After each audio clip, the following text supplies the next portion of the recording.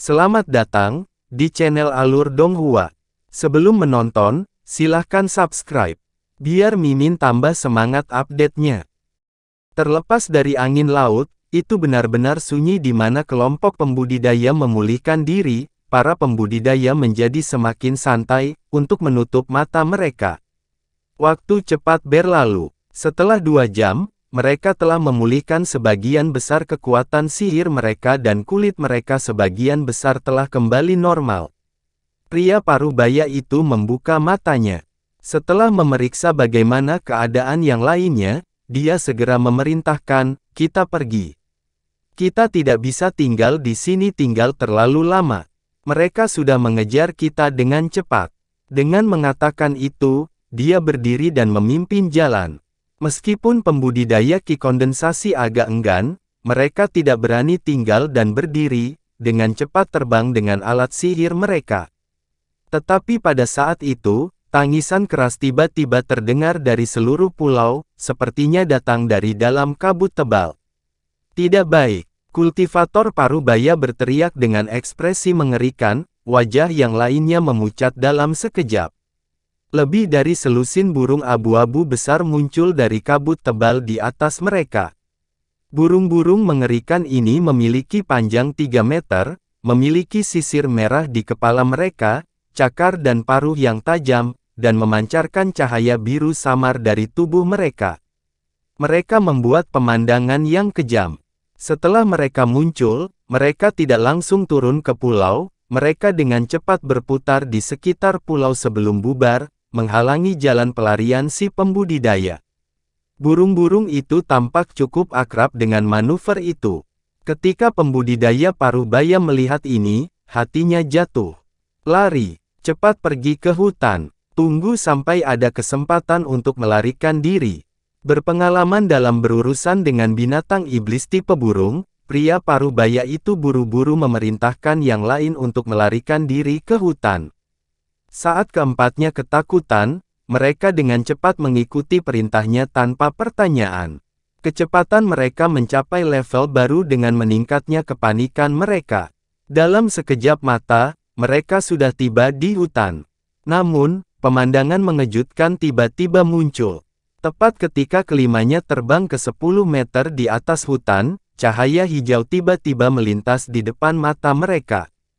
Begitu mereka mendapatkan kembali penglihatan mereka dari kilatan cahaya yang menyilaukan, mereka tercengang menemukan bahwa hutan telah menghilang tanpa jejak, digantikan oleh pegunungan yang memancarkan intensitas ki spiritual yang mencengangkan.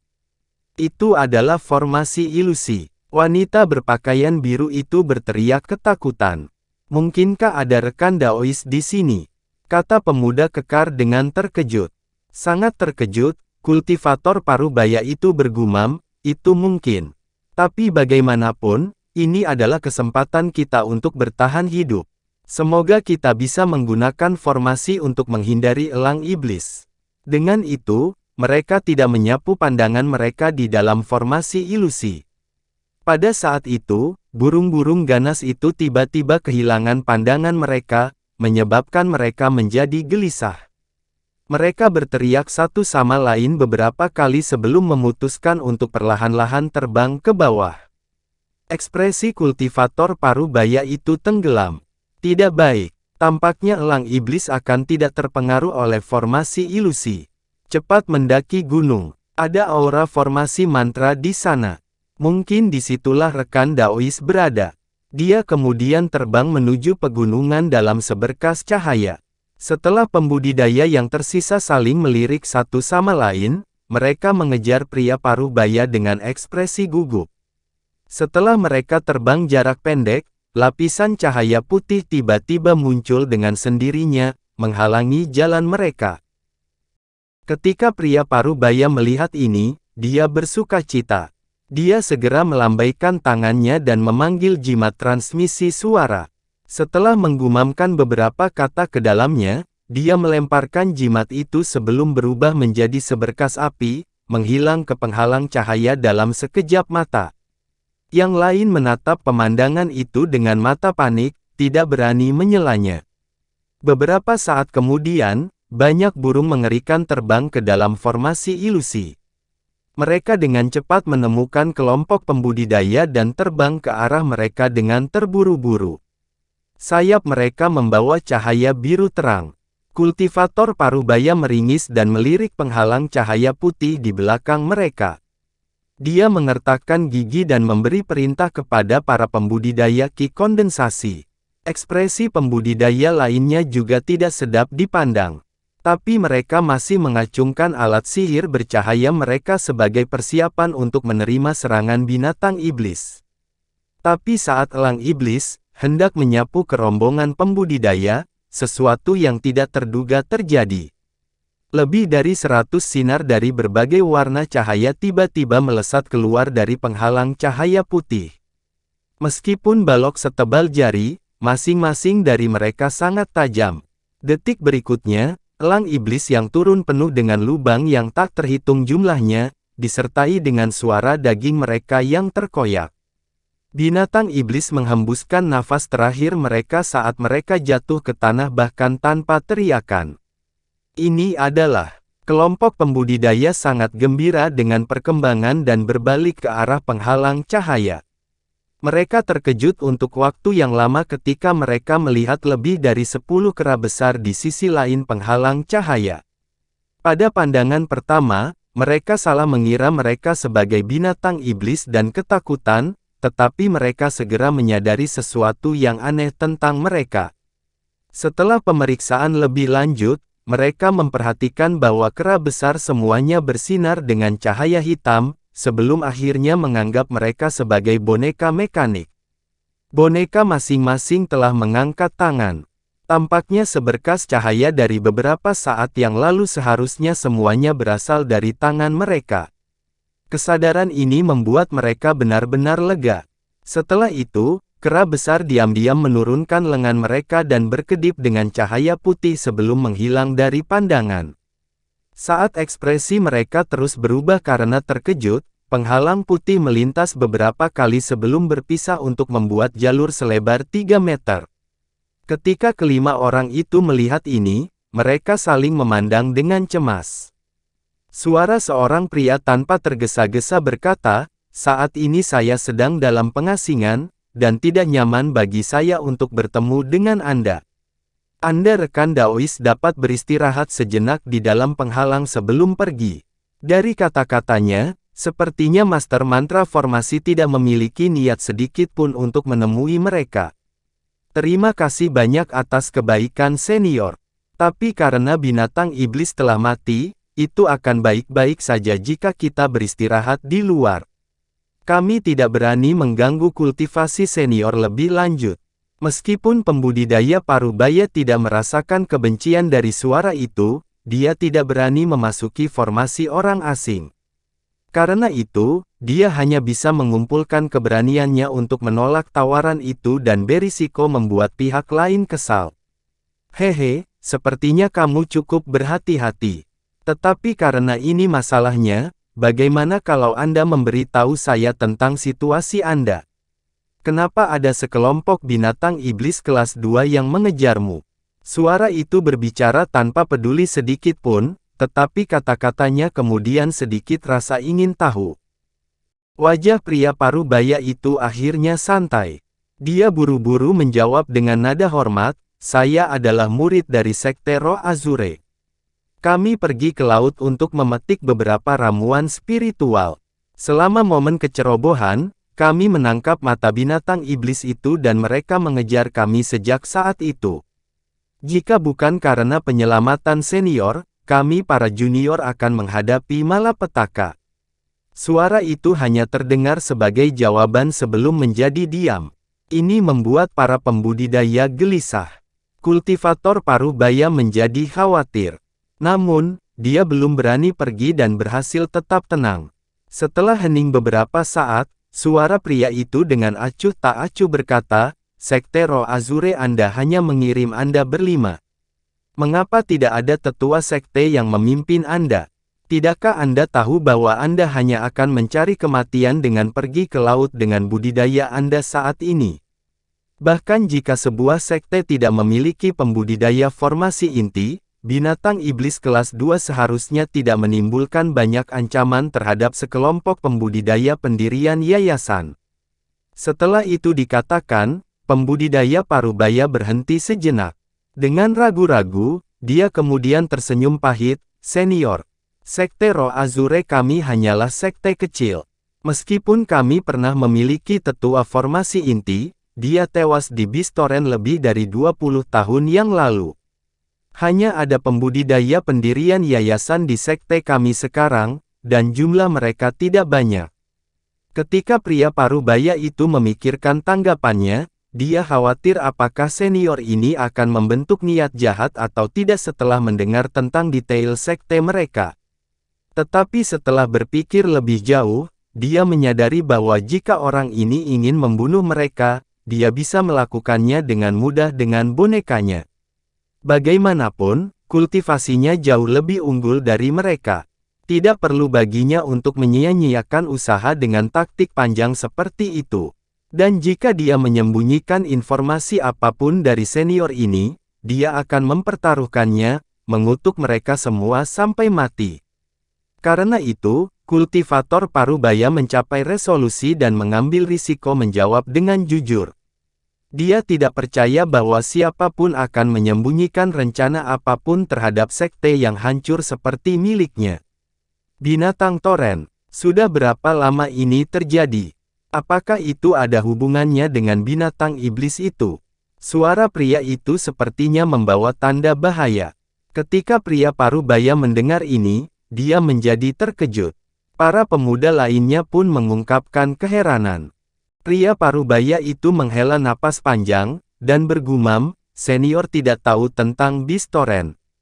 Tampaknya senior telah mengasingkan diri selama bertahun-tahun dan tidak diberitahu tentang urusan dunia luar.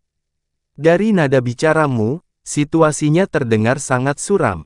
Meskipun suara pria itu cukup dingin, kata-katanya membawa sedikit ketertarikan. Kultivator parubaya tidak bisa berkata-kata. Keadaan di luar tidak bisa hanya digambarkan sebagai suram. Tampaknya eksentrik tua ini telah mengasingkan diri entah sudah berapa tahun. Bagaimana lagi dia bisa mengabaikan peristiwa bencana yang terjadi 20 tahun yang lalu? Namun, ini sangat melegakan baginya. Dengan kultivasi senior ini, dia seharusnya merasa seperti di bawah martabatnya untuk menyerang mereka untuk apapun yang mungkin mereka miliki. Dengan pemikiran itu, pria parubaya itu memasang ekspresi hormat, menjawab, "Senior, Binatang Tower adalah peristiwa yang terjadi sekitar 20 tahun yang lalu. Pada saat itu, Junior hanya seorang pembudidaya ki kondensasi. Meskipun saya tidak menyaksikannya secara pribadi, saya telah mendengar banyak senior di sekte saya membicarakannya. Dikatakan bahwa binatang iblis yang tak terhitung jumlahnya muncul dari kedalaman menuju pulau kedalaman menakjubkan. Mereka telah benar-benar mengepung kota batu hitam dan melancarkan serangan sengit tanpa henti. Meskipun pulau itu dilindungi oleh beberapa formasi besar dan dipertahankan oleh beberapa ribu pembudidaya bersama dengan para Nas Chen Sol senior, binatang iblis menerobos hanya dalam hitungan hari.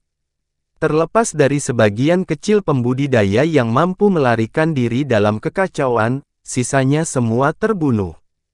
Kultivator parubaya berbicara dengan ekspresi redup. Hal seperti itu terjadi. Dan akibatnya, apakah binatang iblis kembali ke kedalaman?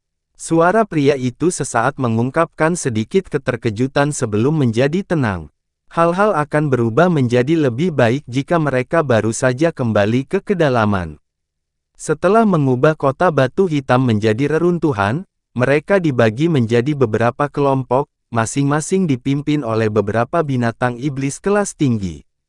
Kemudian mereka mulai memusnahkan desa-desa dan bangunan-bangunan manusia lainnya. Namun, informasi mayoritas dari mereka sebelumnya dan orang-orang mereka berhasil melarikan diri dan bersembunyi. Namun, ada banyak pembudidaya dan manusia yang tersingkir oleh serangan ini. Akibatnya, hampir setengah tahun berlalu di mana tidak ada satupun pemukiman manusia.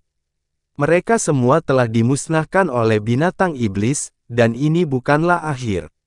Meskipun sebagian besar binatang iblis kembali ke kedalaman, ada beberapa binatang iblis tingkat tinggi yang cerdas yang mulai mencari manusia dalam persembunyian, melahap mereka satu per satu. Dikatakan bahwa dalam waktu yang singkat, manusia di laut luar hampir musnah, dan sebagian besar pembudidaya telah jatuh juga. Untungnya, ada beberapa pulau yang jauh dari pulau kedalaman menakjubkan yang dapat didiami dan disembunyikan oleh para pembudidaya. Saat ini, pulau kedalaman menakjubkan telah menjadi pos terdepan untuk binatang iblis kelas tinggi. Selama mereka mendapat isu dari setiap pembudidaya, mereka akan segera meluncurkan serangan untuk melenyapkan kita. Ekspresi pria parubaya itu menjadi sedih. Setelah itu, suara pria itu terdiam untuk waktu yang lama seolah-olah dia sangat terguncang, dan perlu beberapa waktu untuk mencerna informasinya. Suara itu kemudian dengan dingin tertawa dan perlahan berkata, "Hehe, hal ini cukup lucu. Kami telah bertukar peran dengan binatang iblis. Manusia sekarang mengambil peran sebagai mangsa." Kata-katanya membawa jejak ejekan, membuat para pembudidaya tertegun. Seolah-olah berusaha menyelamatkan napas, suara itu kemudian langsung mengajukan beberapa pertanyaan. Pulau kedalaman yang menakjubkan memiliki banyak eksentrik jiwa baru lahir yang berjaga-jaga. Tidak mungkin mereka semua binasa di Binatang Tower. Mengapa mereka tidak muncul dan mengambil alih situasi? Dan dengan bencana besar yang melanda pulau kedalaman mendalam, mengapa Laut Bintang Dalam tidak merespons dan mengirim bala bantuan? Atau apakah kekuatan Laut Bintang Dalam benar-benar menyerah di pulau kedalaman yang menakjubkan? Setiap pertanyaan berikut menjadi lebih tajam dan menyentuh lebih dekat ke inti masalah. Adapun pria parubaya, pengetahuannya hanya mencakup beberapa pertanyaan. Setelah beberapa pertimbangan, dia dengan hati-hati menjawab, "Selama tahun itu, saya mendengar bahwa sementara dua pembudidaya Nas Chen Sol tewas dalam serangan itu, kebanyakan dari mereka berhasil melarikan diri. Meskipun belum ada berita tentang para senior itu, kabar mengatakan bahwa mereka merencanakan sesuatu yang hebat. Sangat mungkin serangan untuk merebut kembali pulau kedalaman menakjubkan. Namun, junior ini tidak mengetahui detailnya. Adapun Laut Bintang Dalam, semua kontak dengan mereka telah hilang sejak hari itu. Tidak ada yang tahu apa yang terjadi di sisi lain. Berkenaan dengan bala bantuan, tidak ada satupun yang terlihat, seperti yang dikatakan senior, pulau kedalaman menakjubkan telah diserahkan oleh Laut Bintang Dalam. Setelah itu dikatakan, wajahnya menunjukkan ekspresi muram. Suara itu menjadi hening sejenak sebelum dengan santai bertanya, "Karena ada bahaya seperti itu, mengapa kalian para junior berani menerjang lautan berbahaya? Apakah Anda mencari kematian?" Kultivator parubaya mengungkapkan ekspresi menyedihkan, tetapi sebelum dia bisa menjawab, ekspresi wanita muda berjubah kuning itu berfluktuasi saat dia tiba-tiba melesat maju dari belakang lelaki tua itu. "Senior, karena ayahku mengolah seni kultivasi yang tidak cocok, esensi sejatinya mengalami serangan balik dan meridiannya berantakan, membuatnya lumpuh. Dengan kekuatan besar senior, dia pasti punya cara untuk menyelamatkannya. Jika senior menyelamatkan ayahku, junior ini bersedia bekerja keras tanpa henti untuk membalas kebaikanmu." Wanita muda itu dengan getir memohon dengan mata yang dipenuhi air mata, menimbulkan perasaan kasihan. Ketika yang lain mendengar ini, mereka sangat terkejut dan tidak bisa menahan diri untuk tidak saling memandang dengan cemas. Tetapi ketika kultivator parubaya mendengar ini, hatinya bergetar dan dia langsung menegurnya, "Singer, omong kosong apa yang kamu bicarakan? Saudara senior telah terbaring di tempat tidur selama bertahun-tahun. Dia tidak lagi bisa diobati dengan cara biasa. Kami hanya datang dalam perjalanan ini untuk menemukan obat untuk meringankan rasa sakitnya. Kekuatan sihir senior mungkin sangat dalam, tapi itu saja tidak bisa mengobati ayahmu." Meskipun kata-kata kultivator parubaya itu kasar, dia memasang ekspresi aneh saat berbicara. Suara itu dengan dingin tertawa dan dengan malas berkata, esensinya yang sebenarnya mengalami serangan balasan dan meridiannya berantakan. Dia tampaknya telah sia-sia melampaui dirinya sendiri. Ini adalah gejala secara paksa mengolah teknik tingkat tinggi sementara kultivasinya kurang. Pakar ini mampu mendiagnosis penyebab penyakit tanpa harus melihat langsung pria itu. Ini menyebabkan secercah kegembiraan muncul di wajah pria parubaya itu. Senior benar-benar berpengetahuan. Itu karena budidaya tidak sabar saudara senior saya yang menyebabkan kemalangan. Akankah senior mengetahui teknik yang bisa menyelamatkannya? Setelah pria parubaya itu dengan hormat memujinya, dia bertanya tentang inti masalahnya. Sepertinya dia memiliki hubungan yang baik dengan kakak senior ini. Penyakit ini tidak membutuhkan banyak waktu untuk disembuhkan, tetapi mengapa saya memberitahu Anda? Apakah Anda percaya bahwa saya dapat memberikan bantuan saya tanpa manfaat apapun? Suara itu sepertinya memahami pikiran pria itu dan dengan belak-belakan mengejeknya. Pria parubaya itu berhenti sejenak sebelum kulitnya berfluktuasi antara merah dan putih. Meskipun bibirnya bergerak, dia tidak bisa memaksa dirinya untuk mengatakan apa-apa. Wanita muda berpakaian kuning itu mendapatkan harapan dari kata-kata itu dan sedikit warna kembali ke wajahnya. Dengan gigi terkatup dan jantung berdebar, dia berlutut di depan penghalang cahaya.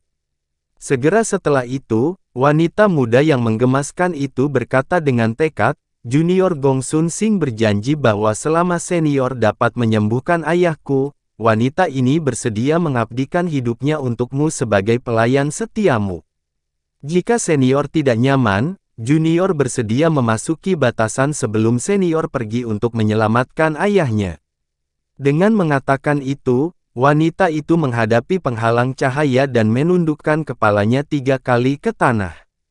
Ekspresi tegas tetap ada di wajahnya. Meski tampak sangat muda, wanita berjubah kuning itu teguh. Dengan sangat terkejut, pria parubaya itu menegur, "Gadis bodoh, apakah kamu tahu kebodohan apa yang kamu lakukan? Senior adalah pria dengan status hebat. Apa gunanya dia melihat gadis yang memalukan sepertimu?" Yang lain berhasil pulih dari keterkejutan mereka dan masing-masing mengatakan kata-kata mereka sendiri untuk mencoba dan mencegahnya. Namun, wanita berpakaian kuning mengabaikan mereka dan terus berlutut di tempat. Sepertinya dia memutuskan untuk tetap berlutut sampai dia mendengar jawabannya. Wanita muda itu menggelengkan wajahnya yang pucat dan dengan tenang berkata, "Semuanya, tolong berhenti. Bakat saya tidak jelas. Ibu saya mengalami banyak kesulitan untuk membebaskan saya, dan ayah saya dengan paksa mengolah lapisan ke-6 seni mendalam roh Azure untuk membersihkan esensi saya dan mengubah meridian saya. Membuat dirinya lumpuh dan terbaring di tempat tidur. Sekarang adalah waktu yang saya dapat memenuhi tugas berbakti saya. Selama ayah saya bisa disembuhkan, saya bersedia mengabdikan hidup saya untuk senior tanpa keluhan. Gadis, mungkinkah kamu ingin menekanku? Jika saya tidak bertindak, maka apakah Anda akan tetap berlutut selamanya?" Suara pria itu dengan dingin tertawa tanpa simpati sedikit pun. Junior tidak berani. Gong Sun Sing sudah sangat berterima kasih kepada senior karena telah menyelamatkan hidup kami. Namun, ayah saya terbaring di tempat tidur, kami telah berusaha sekuat tenaga untuk menemukan seseorang untuk menyembuhkannya. Tetapi semua upaya selalu gagal. Dari nada suara senior, Singer percaya bahwa ini hanya akan membutuhkan upaya sepele darinya. Satu-satunya niat junior adalah memohon dengan pahit kepada senior agar dia dapat memenuhi tugas berbaktinya, tidak ada yang lain. Suara wanita itu hampir menangis saat dia selesai. Dia bersujud sekali lagi sambil menahan isak tangisnya.